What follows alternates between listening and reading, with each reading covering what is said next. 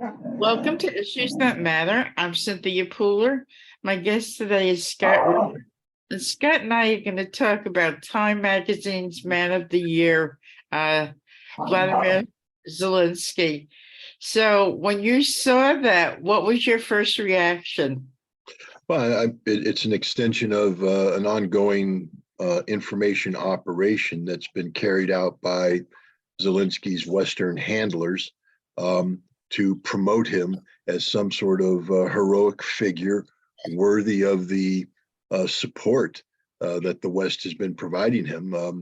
It's essential at this point in time as things are becoming very difficult for Ukraine and very difficult for the West to continue this support, that the practitioners of information warfare double down to continue to press in the public arena this notion that Zelensky is, as I said, a heroic figure that must be supported. So putting him on the cover of Time magazine seemed to be, a wise tactic in this regard, but that's what it is, a tactic. I mean, Zelensky may qualify as Man of the Year simply because he has dominated the news cycle, but he hasn't dominated the news cycle based upon anything that he's done that's remarkable. It's how he's being managed and being portrayed. Let's keep in mind that Zelensky rose into public prominence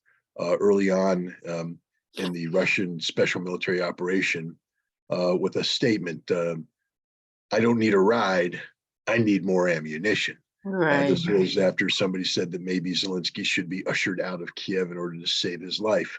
And this quickly was parroted all over. Zelensky was the new Churchill, the new King Leonidas at the head of the 300 against the evil immortals.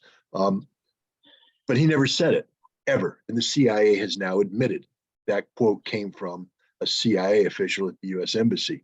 And that's what we're seeing here, that this is, Zelensky is a fabrication of Western intelligence services whose sole function is serve as a facilitator of the larger U.S. NATO policy of using Ukraine as a mechanism to weaken Russia.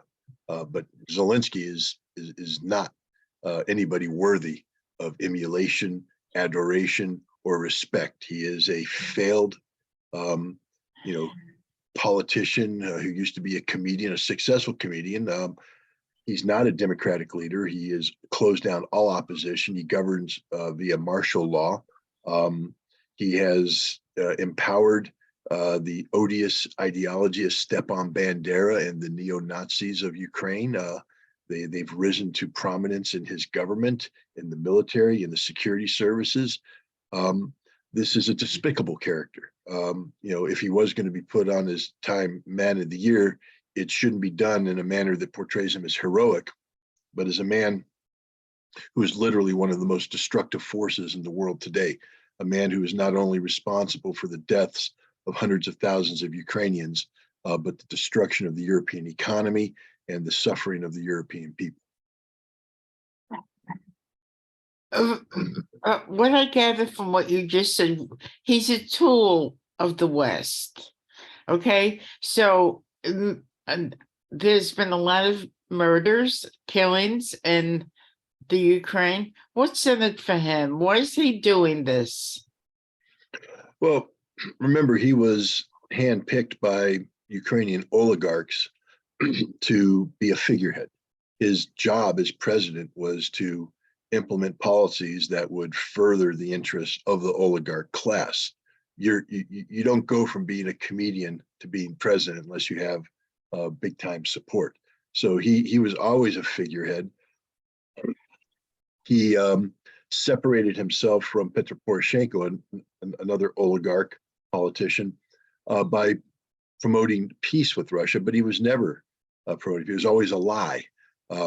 Just like we now know, thanks to Angela Merkel, that diplomacy was always a lie. The Germans lied up front. They lied to Putin. The only player out there who's been pursuing a diplomatic solution was Russia. But they were lied to by the Germans, by the French, by the United States, by the Ukrainians. And so and Zelensky's campaign of peace was a lie. It was simply part and parcel of an overall strategy to buy time so that NATO could train a Ukrainian army capable of confronting the Russians decisively in the Donbass and Crimea. So Zelensky, is a tool, 100% tool. He's a failed politician. He got elected with around 78% support. Before the war, that number dropped to 23%. It's impossible to say what the number is today because you can't carry out credible polling in this environment. He has shut down all opposition. It's illegal to speak out against him. Apparently, it's illegal to say what I'm saying right now. You see, Zelensky has banned me. He has put me on a hit list, targeting me for death for daring to challenge his narrative. I'm called an information terrorist, a Russian propagandist. But this is par for the course. Volodymyr Zelensky is a horrible human being. He may have been a good human being at some time, but he has allowed himself to be used as a tool to bring back into prominence Nazi ideology that should have been defeated decisively in May of 1945, but which is now alive and well and living in the heart of Europe. He's a liar who has destroyed the notion of negotiated settlement. How can anybody ever again negotiate with the West on the issue of Ukraine? Vladimir Putin has come out and said straight up, it was a mistake, he said in 2014, for him to agree with Angela Merkel to enter these Minsk Accords. At that time in 2014, when Angela Merkel begged him to impose a ceasefire and pursue peace through negotiations,